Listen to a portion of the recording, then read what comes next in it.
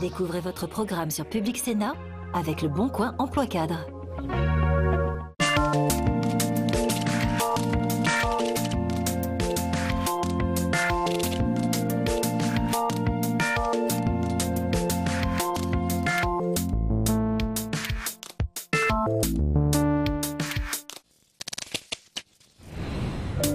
Bienvenue dans le magazine de l'emploi. Une demi-heure pour répondre à toutes les questions très concrètes que vous vous posez en matière d'emploi, mais aussi de reconversion et de formation.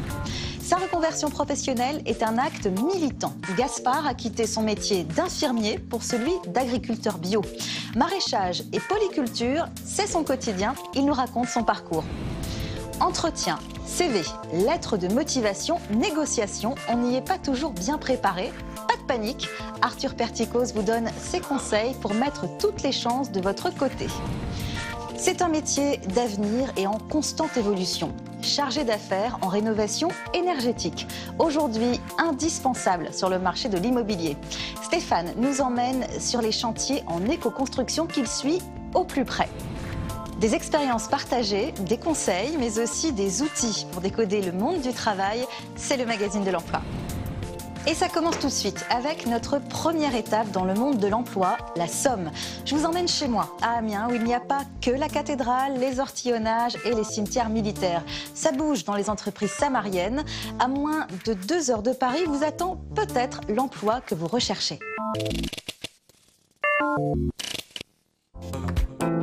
Il faut 80 jours pour faire le tour du monde selon Jules Verne, mais moins de 2 heures effectivement en voiture pour rejoindre la maison de l'auteur prolifique en plein cœur d'Amiens. C'est là, une maison où il vécut fort longtemps. Avant d'aller à la rencontre des entreprises qui embauchent aujourd'hui, petit point historique sans remonter au temps des cathédrales. Textile et extraction de minerais, la Picardie et plus particulièrement Amiens ont hérité d'un secteur industriel fort. Mais depuis la crise de 2008, l'emploi dans le Grand Amiénois a diminué de plus de 3%. Et ce sont principalement ces secteurs et celui de la construction qui ont été touchés. Et aujourd'hui, pour faire le point, nous avons rendez-vous à Pôle emploi avec un expert de ce territoire. Amiens est situé à 1 heure de Paris, 1h15 de Lille, dans un triangle des grandes capitales européennes, Bruxelles, Londres et Paris. Une situation très intéressante d'ailleurs pour les entreprises qui souhaitent s'implanter.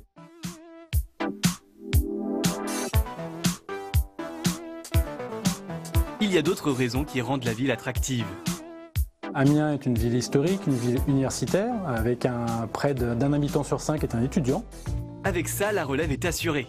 Pour les secteurs qui recrutent, le paysage est en train de changer. Certains parlent de désindustrialisation, même si l'industrie reste encore un secteur qui recrute en nombre aujourd'hui, sur des métiers beaucoup plus qualifiés qu'auparavant. Mais on voit bien une transformation vers le secteur du service, vers les secteurs du transport, de la logistique, du commerce. Ces mutations appellent des compétences particulières, une mobilité professionnelle, et y répondre n'est pas forcément évident.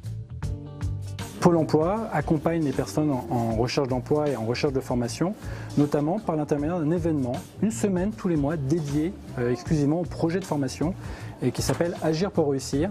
Cette possibilité de participer à des événements qui vous permettent de découvrir des métiers, découvrir des formations, découvrir des secteurs, découvrir des compétences transverses que l'on peut développer.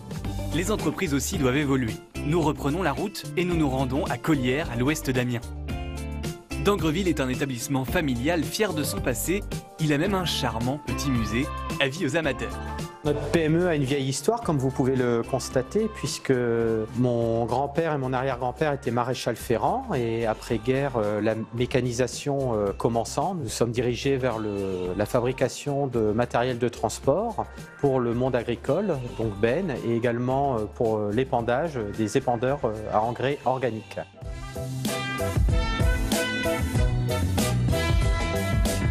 Aujourd'hui, la société a bien changé, elle a su se moderniser et construit des bennes agricoles de A à Z. Vous avez l'atelier de fabrication avec tous les corps de métier. Donc notre métier démarre avec une tôle qui va être découpée, puis pliée, puis assemblée par nos soudeurs. Ensuite interviendront les carrossiers pour la peinture et la finition du montage mécanique, hydraulique et électrique en phase finale. Pour construire ces engins de transport agricole, il faut de la main-d'œuvre et l'entreprise n'hésite pas à former des jeunes. Tous les ans, nous essayons de former au moins 3 jeunes dans différents corps de métiers. Donc cette année, nous avons un jeune en bureau d'études, poste ingénieur. Nous avons également un jeune pour la réparation et le magasin et un chaudronnier. L'entreprise joue pleinement son rôle d'acteur économique du territoire.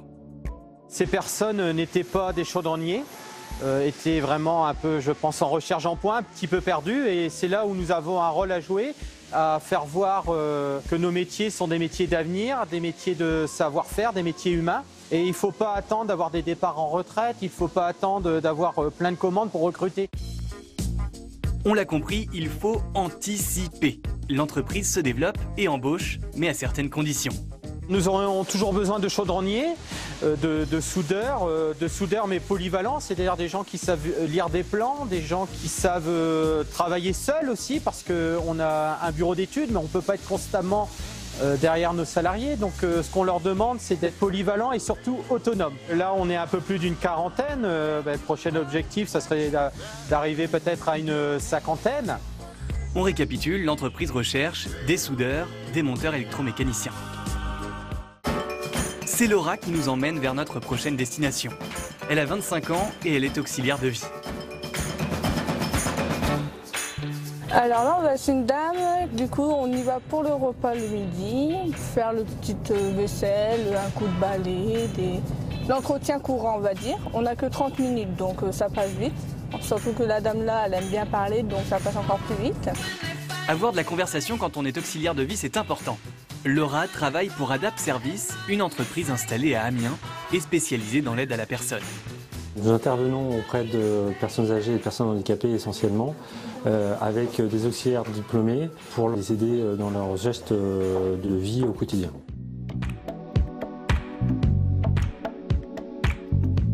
En équivalent temps plein, on est à 43 personnes, on est 50 personnes sur Amiens et une petite dizaine sur Péronne. Victime de son succès, l'entreprise croule sous les demandes. On a beaucoup plus de prises en charge qu'on peut les satisfaire puisqu'on a un manque de personnel formé. On est obligé de décaler en fait nos prises en charge par manque de personnel. Alors bien sûr, l'entreprise recherche de nouveaux collaborateurs. J'aurais besoin d'en recruter un peu plus de 10 personnes sur le secteur d'Amiens. Et les profils recherchés, c'est ayant le diplôme d'auxiliaire de vie ou ayant au minimum 3 ans d'expérience. Avec effectivement, si c'était possible, d'avoir le permis de conduire et un véhicule. Des postes qui peuvent vous intéresser, que vous soyez dans la région ou pas. Si ces offres d'emploi vous intéressent, vous pouvez retrouver les contacts des entreprises sur la page de l'émission via le site publicsena.fr. On vous le dit régulièrement, nous sommes là pour vous aider à décrypter le monde de l'emploi. Les acronymes, par exemple, ils sont nombreux et souvent bien mystérieux. CQFD vous explique tout. CQFD, ce qu'il faut décoder. Vous avez décroché un emploi, c'est le moment de négocier. Et votre futur patron vous annonce un salaire brut. Allons bon, mais qu'est-ce que ça veut dire? Le salaire, c'est le prix de votre travail, la rémunération que l'entreprise vous verse pour la mission accomplie.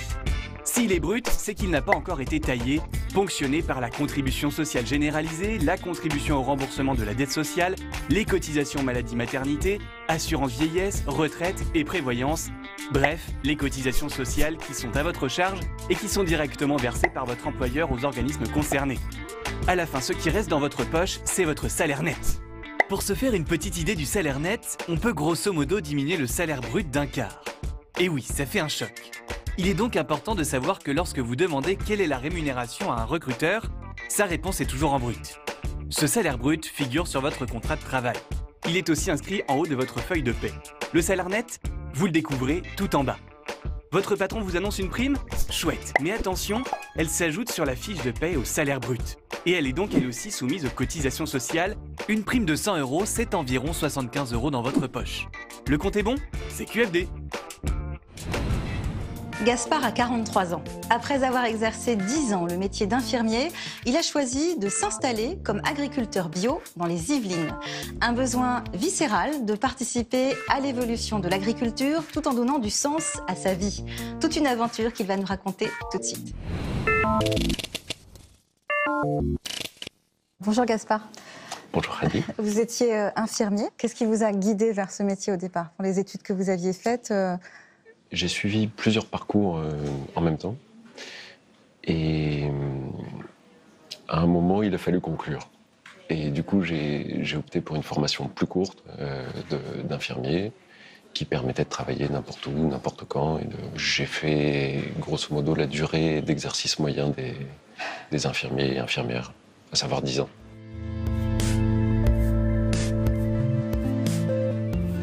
C'est vraiment pas une vocation, le métier d'infirmier, si on vous entend. Vocation, j'ai eu beaucoup de plaisir à le faire. Je l'ai fait, je suis très content de l'avoir fait. Je me sens encore infirmier, même si je n'exerce plus. Vous avez toujours voulu être agriculteur? Ça remonte loin. J'ai toujours aimé la biologie végétale. Et j'avais déjà des projets agricoles avant d'être infirmier. D'accord. J'ai mené les choses de front. Il y a un petit acte de résistance aussi. Oui. De vouloir s'installer en agriculture aujourd'hui, sur petite surface, peu mécanisée. Donc c'est un défi un peu. Un challenge que vous vouliez relever aussi? C'est quelque chose que je voulais vivre en tout cas, que j'avais envie de faire. Vous diriez que vous avez déjà une clientèle? J'ai eu ma clientèle dès le premier jour. Je fonctionne par panier AMAP. C'est l'acronyme pour désigner les associations pour le maintien de l'agriculture paysanne, qui consiste en un partenariat entre consommateurs et producteurs dans une vente directe. Les gens souscrivent à l'année à un panier de légumes hebdomadaire. Donc en fait, la production est vendue dès le départ, ce qui sécurise le producteur et ce qui permet pour le consommateur une traçabilité, une dimension un peu associative et citoyenne, ainsi qu'une interaction avec le producteur. Ce qui a permis de rassembler les adhérents du village qui ne se voyaient plus, parce que tout le monde était en voiture, part le matin en voiture et revient le soir, et personne ne se voit, et hormis l'école, il n'y a plus de lieu social dans le village. Donc là, ça fait un peu la place du marché. Quand ils en ont marre des choux, ils disent aux producteurs, on en a marre des choux. Vous avez, je crois, 1 hectare de terre? C'est ça. Vous l'avez toujours eu, ou alors vous vous êtes Non, décidé j'ai un mis jour? 10 ans à la trouver. Pourquoi ça a pris autant de temps? Et parce qu'il y a un énorme frein foncier pour l'installation en agriculture. C'est-à-dire que les agriculteurs sont rémunérés en subvention en fonction de leur surface. Donc plus on a de surface, Forcément, plus on a de subvention. Et bien fou serait celui donc, qui relarguerait de la terre qu'il exploite pour installer des jeunes, parce qu'il perdrait par là même ses subventions. Donc certains le font, et j'ai pu en bénéficier, sachant que j'ai un bail d'1,5 hectare et que mon propriétaire en cultive 130. Qu'est-ce que ça représente comme volume horaire de travail dans une semaine, par exemple? Je suis installé depuis peu de temps, c'est-à-dire 5 ans, donc ça reste frais. Et le fait de s'installer occasionne forcément du surcroît de travail. Parce qu'il faut monter l'entreprise. Bien sûr. Je travaille beaucoup trop. C'est-à-dire? La haute saison, donc à partir du printemps jusqu'à l'automne, il peut y avoir des pointes de 60-70 heures de travail par semaine. Et la basse saison, c'est-à-dire l'hiver, on est à mi-temps à 40 heures, quoi. Il y a à la fois le travail sur les cultures, et puis après, il y a toute la sphère administrative, comptable, l'entretien des machines. Comment est-ce que ça se passe au niveau de la formation, par exemple? Il y a une formation de maraîcher? Tout à fait. Il y en a plusieurs, sur tout le territoire, qui enregistrent sans cesse des augmentations d'effectifs. Il y a donc des brevets professionnels de régisseurs d'exploitation agricole. Il y a tout un tas de bacs pro agricoles qui sont dispensés en présentiel ou par correspondance. Donc, c'est pas la formation qui manque, d'autant que les réseaux associatifs ont pris le relais dans la formation. J'imagine que ce n'est pas quelque chose de très lucratif. Est-ce que vous vous en sortez au quotidien? Je gagne ma vie, j'ai créé un emploi saisonnier, c'est-à-dire 6 mois sur l'année. J'envisage pas de travailler plus et d'aller chercher de l'argent ailleurs. Il y a un effet un peu de niche lié à l'agriculture biologique, aux AMAP, donc avec les circuits courts, qui permet effectivement d'avoir une activité rentable. On sait que ce métier est particulièrement difficile. On parle beaucoup des cas de suicide d'agriculteurs. Comment est-ce que vous avez eu cette envie d'y aller quand même? Parce que ça me plaît, et aussi parce que certainement je ne trouvais pas beaucoup de sens dans les métiers qui étaient offerts sur le marché du travail. Et aussi par une volonté d'indépendance, d'autonomie. Il y a une conviction profonde chez moi de nécessité écologique. Qu'est-ce que vous diriez comme conseil à quelqu'un qui veut se lancer dans l'agriculture bio, par exemple, aujourd'hui ? Vous le mettriez en garde ou vous l'encourageriez à y aller aussi ? Je pense qu'il faut encourager, bien sûr, les installations. Il y a beaucoup de jeunes qui veulent s'installer. Faire de l'agriculture, c'est entre nos mains, en fait, et les consommateurs ont aussi leur mot à dire là-dedans. Merci Gaspard d'être venu partager cette expérience avec nous. Merci beaucoup. Chercher du travail, c'est un vrai boulot. Comment faire son CV, une lettre de motivation, négocier son salaire ou se présenter lors d'un entretien? Ce n'est pas si simple. Ce qu'il nous faut, des conseils de pro, voici ceux d'Arthur Perticos. L'angoisse de la page blanche, c'est ce que l'on peut ressentir quand on écrit son premier CV. Alors, comment on fait? Surtout, on n'essaye pas de le gonfler, ni avec une taille de police ridiculement grosse, et encore moins en s'inventant une vie. Vu votre âge, le recruteur sait que votre CV sera succinct. À vous de le rendre intéressant.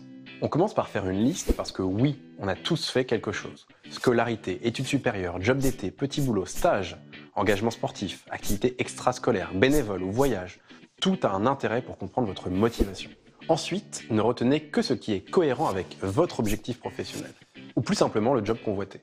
Pour ça, ne vous posez qu'une seule question. Pourquoi je mets cette info? Cela vous permettra de développer brièvement certains points. Un job de moniteur de colo démontre son sens des responsabilités. Un job dans un fast-food, ça maîtrise du contact client et du rythme intense. Un poste de demi-mêlée, son esprit d'équipe. Sur la forme, pas besoin de faire preuve d'une grande créativité. Elle doit s'adapter aux propos, clairs, informatifs, efficaces.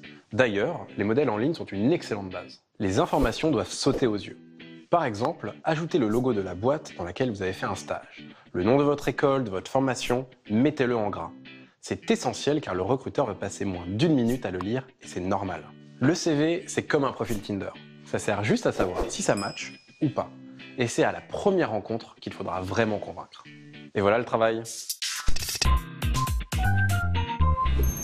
Pour tous ceux qui pensent à la reconversion, qui cherchent encore leur voie ou tout simplement ceux qui sont curieux de découvrir d'autres métiers, le magazine de l'emploi part chaque semaine à la rencontre de passionnés.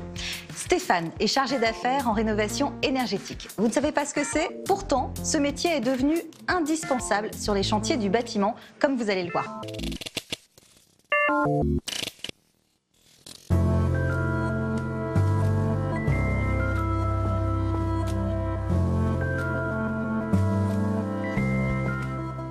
Aujourd'hui, j'ai un bac plus 5.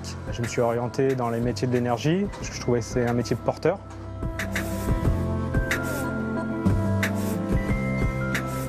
Donc je suis passé par un bac STI, donc sciences techniques de l'industrie en énergie. Je me suis spécialisé dans tout ce qui était génie climatique. Cela m'a permis de décrocher une école d'ingénieur qui m'a permis d'être aujourd'hui chargé d'affaires en génie climatique et plomberie. Le métier de chargé d'affaires, c'est un poste qui crée le lien entre l'entreprise et le client. On seconde les différents responsables de notre entreprise, à la fois sur des aspects techniques, administratifs, organisationnels et aussi commerciaux. Tu ne peux pas mettre une colle juste sur une fissure, ça va travailler dans le temps. La colle, si tu veux, au bout d'un moment, elle sèche, elle craquelle. Quand c'est comme ça, là, tu as une fissure jusqu'ici, il faut piocher jusqu'à la fissure. Au début de la fissure? Ouais, tu pioches 1 centimètre ou 2 en plus, quoi. Tu coupes ton tube et après tu fais ton manchonnage et tu repars avec un bout de 110, quoi.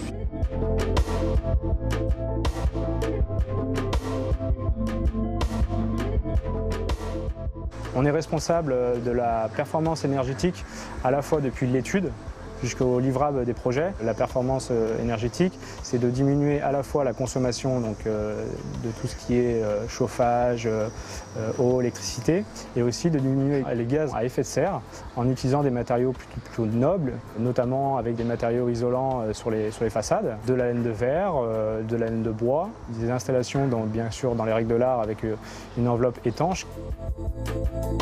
Le métier de chargé d'affaires a un rôle, on va dire, de supervision et de conseil aussi auprès soit de ses ouvriers, soit du maître d'ouvrage, du client. Et il est le garant de l'édifice. Viens voir, regarde. C'est pas fissuré là, il faut piocher. Hein. Là, t'as une belle dade. Hein. Non, celle-ci ça va. Bon, celle-ci elle est à reprendre, ça c'est un siphon de sol, et celle-ci ça va pareil. C'est un métier qui est toujours existé, sauf qu'aujourd'hui on a accentué la performance des matériaux et on a aussi modifié le système de chauffage. Au lieu d'avoir des radiateurs dans tous les couloirs, on a amélioré le confort en mettant un plancher chauffant. Mais tout ça, on a étudié à la fois techniquement, mais aussi financièrement pour notre entreprise. On s'entoure de plusieurs personnes, notamment des fabricants, et du coup on les invite pour comprendre les évolutions, et c'est eux qui nous permettent de nous tenir informés.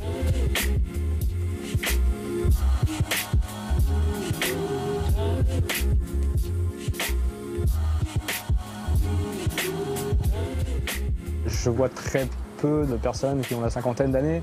C'est plutôt des jeunes ingénieurs ou des jeunes responsables qui sortent d'école et qui sont, on va dire, accompagnés ou, on va dire, balancés sur le chantier et qui doivent gérer leur métier.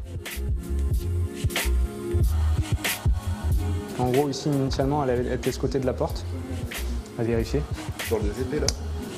C'est une attente qui est au sol, ouais, mais qui permettra de ventiler ton réseau sous dallage. D'accord. Voilà, il y en avait une là. Les deux qui manquaient réellement, c'est celle-ci. On avait dessiné une ici et une en bout.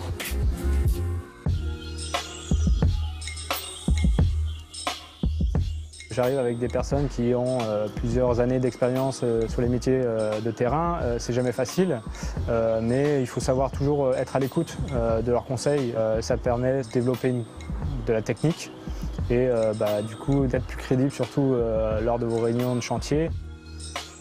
On fait toujours face à des situations qui sont non prévues. Aujourd'hui, même on a beau bien être organisé, de faire tout ce qui est nécessaire pour que le chantier se déroule bien, on a toujours des aléas qui peuvent tomber, on va dire, et nous embêter sur les projets. Donc il faut toujours être, on va dire, mobile et rebondir sur ces situations. Le plus dur à gérer, hein, c'est le côté humain, les relationnels, parce qu'aujourd'hui on a toujours de la méfiance parce qu'on ne se connaît pas, on ne s'est jamais rencontré auparavant.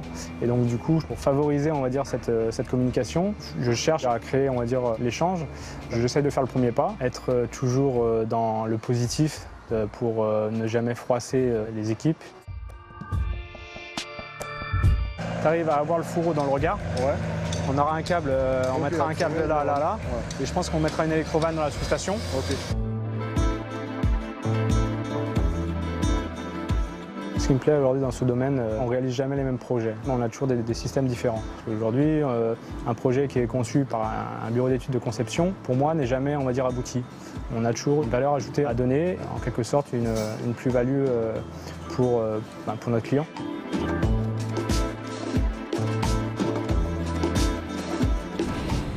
Elles sont souvent le chaînon manquant sur le marché de l'emploi. Elles mettent en œuvre des solutions concrètes, adaptées et proches du terrain. Chaque semaine, le magazine de l'emploi met en avant des associations et les initiatives solidaires. Aujourd'hui, c'est Emmaüs Défi qui nous présente son action. L'accompagnement que nous proposons au sein du chantier Emmaüs Défi a pour mission de solutionner les différentes problématiques que peuvent posséder les salariés à l'entrée sur le chantier. Ces problématiques sont généralement le logement, la santé et l'emploi. Une fois passée une période de stabilisation sur le chantier, nous allons nous atteler à travailler un projet professionnel cohérent pour chaque salarié. Pour cela, nous nous appuyons sur un réseau partenarial fort. Pour exemple, nous avons sollicité une trentaine d'entreprises en 2018. Ces entreprises partenaires, nous les sollicitons à la fois pour confirmer les projets professionnels, la plupart du temps par le biais d'immersion, et évidemment pour recruter nos salariés au sein des structures. Voilà pour la mission de l'association. Et concrètement, eh bien, ça se passe comme ça. Je suis depuis 4 ans, en janvier 2015, à Emmaüs Défi, où j'ai travaillé dans plusieurs stands de tri et de réassort. Depuis que je suis à Emmaüs Défi, j'ai pu avoir un logement en 2016, grâce aux fiches de paye.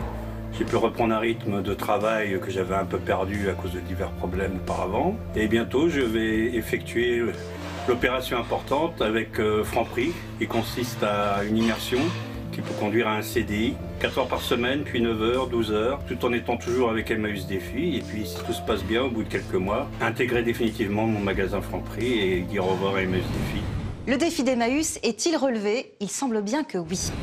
Ici, on est au 40 rue Riquet, dans le 19e arrondissement, magasin de 1200 mètres carrés que vous pouvez venir découvrir mercredi après-midi et le samedi.